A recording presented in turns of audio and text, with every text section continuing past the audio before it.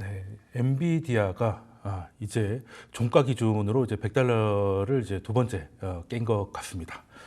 이게 참 작년 연말만 해도요. AI 아니면은 주식도 아니라 그랬는데 지금은 분위기가 너무 빨리 바뀌었습니다. 특히 이제 반도체 같은 경우는 트럼프 관세 이후로 정말 투자하기 힘든 어려운 섹터가 된 것 같아요. 뭐 그냥 한 방향이 아니라 너무 변동성이 크고 하다 보니까 그 대표적으로 저 엔비디아인데 오늘 새벽에도 좋지 않은 모습으로 시장은 반등을 했지만 기대에 못 미치는 반등으로 마감을 했습니다. 자, 그러면 이제는 소위 말하는 이제 하드웨어 쪽은 어느 정도 한 사이클이 끝났다고 봐야 될지 아니면 그냥 변동성의 일부분으로 봐야 될지 대표님께서 어떻게 진단하고 계십니까? 저는 일단 변동성이 조금 더 높아진 상황이지 네. 이제 뭐 반도체를 탈출해야 된다. 예, 그런 생각은 지금 안 하고 있습니다. 예. 왜냐하면 이제 아까도 이제 그 말씀을 제가 하나 드렸어요. 양국 간에 미국하고 중국 간에 무역 구조 중에서 사실 중국은 아쉬운 게 사실 반도체 하나밖에 없어요. 딴 거 뭐 아쉽 게 뭐가 있겠어요. 비행기도 뭐 아쉽지가 않은데 지금. 그렇다고 보면은 가장 큰 게 뭐냐면은 중국 같은 경우 이제 한번 그냥 경제 구조를 그냥 볼게요. 전 세계 반도체 수요를 중국이 50%를 차지하고 있어요. 그냥 뭐 반을 그냥 중국에서 다 쓰고 있거든요. 그런데 중국의 어떤 반도체 자금률이 사실 30%밖에 안 돼요. 그렇죠. 나머지 30%, 40%는 어디서 갖고 냐면 이제 한국의 이제 삼성전자, SK 하이닉스 아니면 대만의 TSMC, UMC가 이제 본토 현재다 차려놓은 공장에서 한 40% 조달을 하고요. 나머지 30% 미국에서 수입을 해가는 구조예요.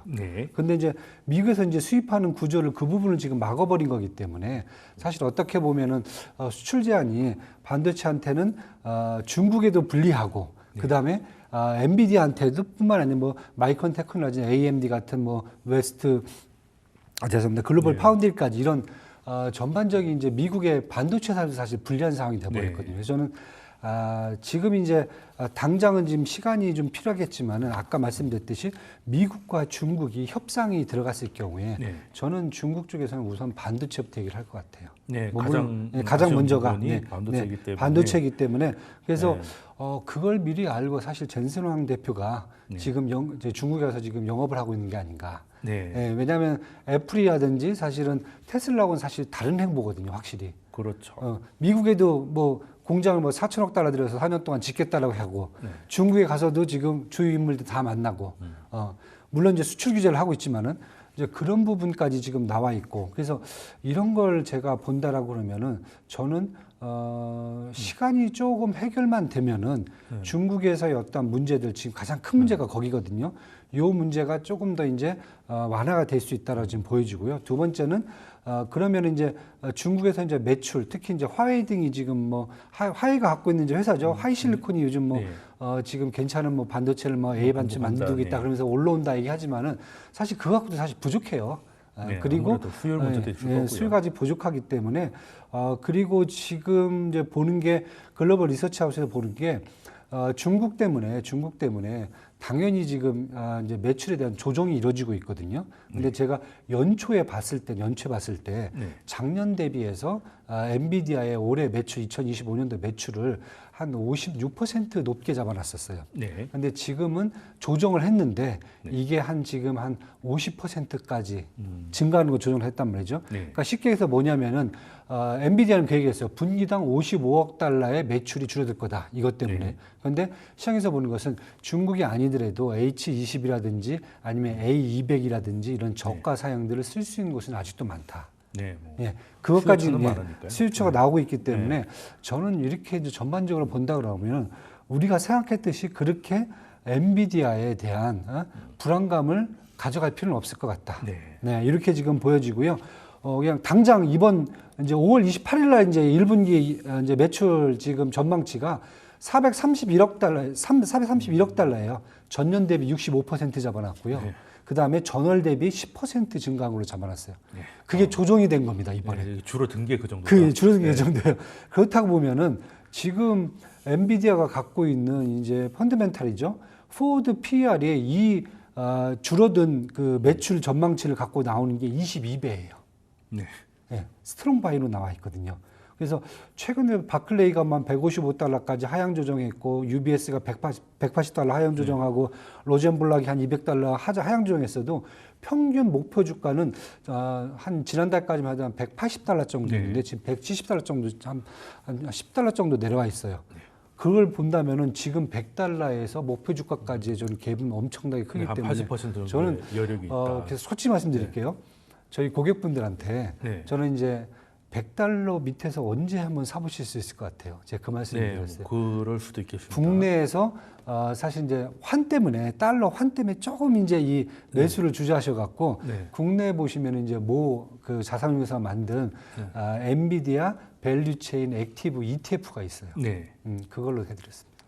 그걸로 지금 그러면 대표님께서는 이제 두 자리 수일 때는 그냥 일단 뭐 마음 편하게 사면 된다. 그 말씀 주셨는데, 자 그러면 박사님께도 질문 좀 드리면 일단 대표님께서 A 뭐 200이라든지 H20이라든지 이런 새로이 추가된 그 저가 사양에 대한 것들이 엔비디아의 펀더멘털에 크게 영향이 없고, 그리고 중국에 못 팔면 다른 수요처가 있기 때문에 별 상관이 없다는 말씀 주셨는데, 그래도 주가는 약간 좀 굉장히 좀 부정적으로 반응을 하는 것 같습니다. 그 뉴스가 나온 이후로. 그러면 그냥 펀더멘털을 보고 가는 게 맞는 건지, 아니면 지금 당장 모멘텀이 안 좋아졌으니까 잠깐 시간을 좀 갖는 게 좋다고 보십니까? 정확히 표현해드리면 후자고, 그러니까 네.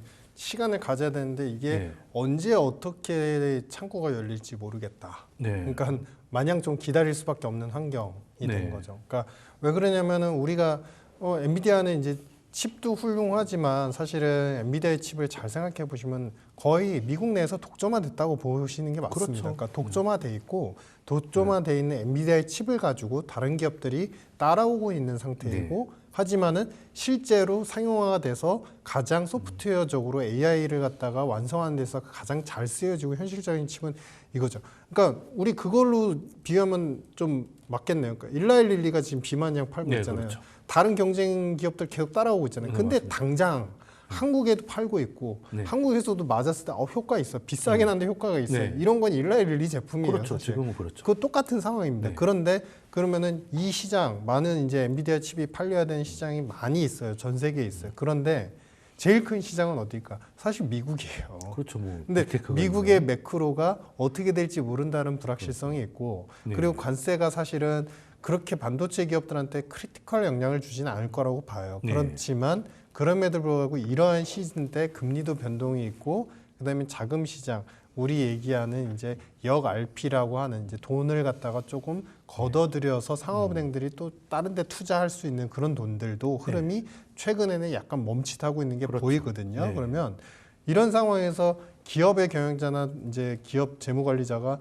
적극적인 투자를 그대로 시행하기는 조심스러울 수밖에 없단 말이에요. 한마디로 얘기하면 캐파 투자마, 네. 우리가 이제 비주택형 그 고정 투자라는 규모는 지금 잠깐 주춤할 수밖에 없어요. 그런 상태면 엔비디아 칩도 어떻게 보면은 쓰는 사람 입장에서 보면 투자의 일환으로 사게 되는 네. 거거든요. 그렇기 때문에 모멘텀을 지금 못 찾고 있다. 그러니까 모멘텀을 못 찾는데 그러면 이게 언제 해소가 될 거냐. 저는 이제 대표님의 말씀이 일리가 있으면서도 한편으로 조금 다르게 생각하는 네. 부분은 뭐냐면 쌀 때 사는 것보다 정책 나오고 사는 게 낫다. 네. 우리나라의 투자자분들 많은 분들의 이제 경험을 제가 생각해 보면 사실 장기 투자야라고 말씀하시면 생각보다 기다림의 인내심이 그렇게 크지 않으세요. 아니요, 다 레버리지 푸시고 그리고 다들 엄청 투자 빠르시고. 시장 자체가 일단 현재 좋고 현재 패션인 네. 걸 따라가려는 경향성들이 너무 강해지고, 네. 그건 정보의 어떤 너무 넘쳐나는 홍수 같은 네, 이제 정보 맞습니다. 때문인데, 그래서 저는 오히려 미국의 정책이 내수 부양에 있어서 확실하게 표현이 될 때 그때 엔비디아를 적극적으로 사셔도 늦지 않을 것 같다라고 네. 생각을 하고, 다음에 엔비디아가 그러면 이대로 죽을 것이냐, 저도 그렇게는 생각 안 합니다. 그거는 네, 미국 그건 경기가 아니죠. 죽는다와 동일 언어이기 때문이다. 네. 이렇게 보고 있습니다. 네, 그럼 두 분이 사실 주식시장에서 첨예한 대립이 나오는 그 두 개가 다 말씀하신 것 같아요. 일단은 지금 나스닥의 시장 PR보다 낮은 조정받은 게 22인데 뭐 성장주가 22%를 주고 언제 팔 수 있겠냐, 저가 매수의 기회다라는 것도 분명히 말이 되고, 그런데 박사님 말씀대로 그 주식이라는 건 펀더멘털도 있지만 당장은 모멘텀이 중요하다. 그래서 떨어지는 것보다 좀 더 비싸게 주더라도 되돌리는 거 확인하고 가는 게 맞다.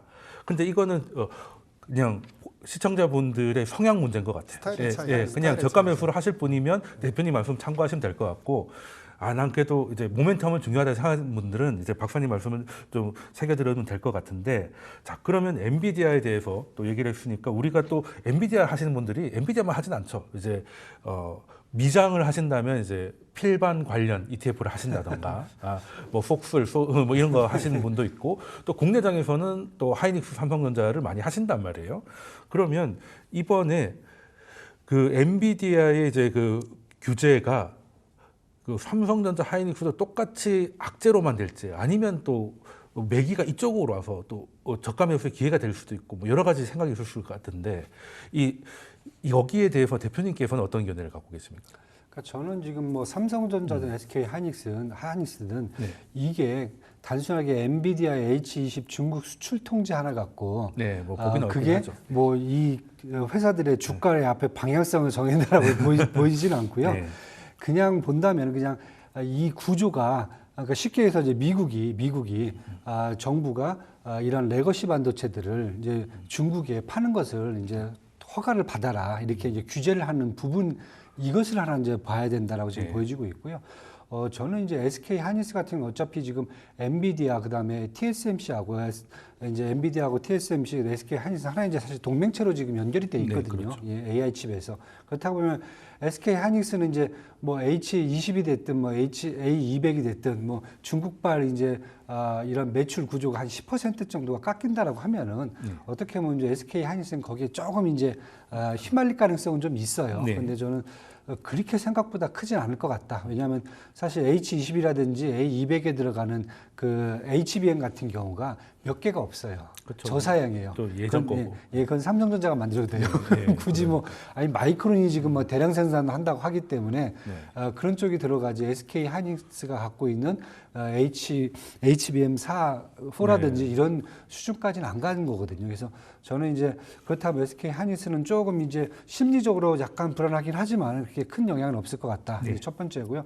반대로 이제 삼성전자 같은 경우 이렇게 중국에 대한 수출을 미국이 자꾸 통제할수록 결국 레거시 반도체에 대한 삼성전자 입지는 더 커지는 게 아닌가. 지난번에 이제 1분기 그 매출 구조가 나왔을 때도 딱 보면 반도체는 D램이라든지 아니면 레거시 반도체 쪽에서는 흑자가 많이 났거든요. 근데 팹리스라든지 아니면 이제 파운드 쪽에서는 적자가 났거든요. 근데 그 흑자도 D램 쪽 흑자도 다 중국에서 이구 환신에 따른 IT 제품이라든지 뭐 자율주행 로봇 뭐 공장 바꾸고 막 이런 부분에서 사실 반도체들이 또 많이 들어왔거든요. 그래서 그런 측면에서 본다면은 물론 이제 뭐 그쪽에 이제 하이실리콘이라든지 뭐 다양한 회사들이 반도체를 아까 제가 들었으면 만들 수는 있겠지만은 문제는 지금 자금률이에요.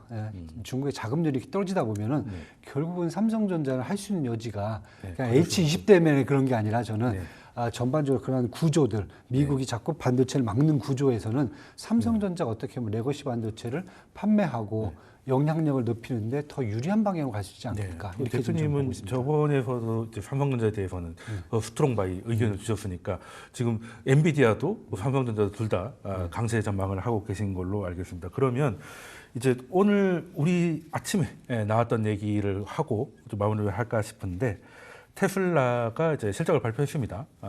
굉장히 어떻게 보면 실망적인 나쁜 실적을 발표를 했는데, 애프터장에서 보면 뭐 그냥 뭐 나쁘지 않은 흐름입니다. 나쁘지 않은 흐름이라서 이게 악재에 대한 소멸로 보는 거라는 얘기가 현재까지 나오고 있어요. 박사님께서는 이번 테슬라 실적하고 그 이후에 약간 얼마 안 됐지만 주가 흐름에 대해서 어떻게 보셨습니까? 두 가지 포인트죠. 그러니까 이제 일론 머스크가 이런 인터뷰를 했죠. 그러니까 이제 앞으로 다찌에서의 활동보다는 이제 테슬라에 좀 더 시간을 많이 할애할.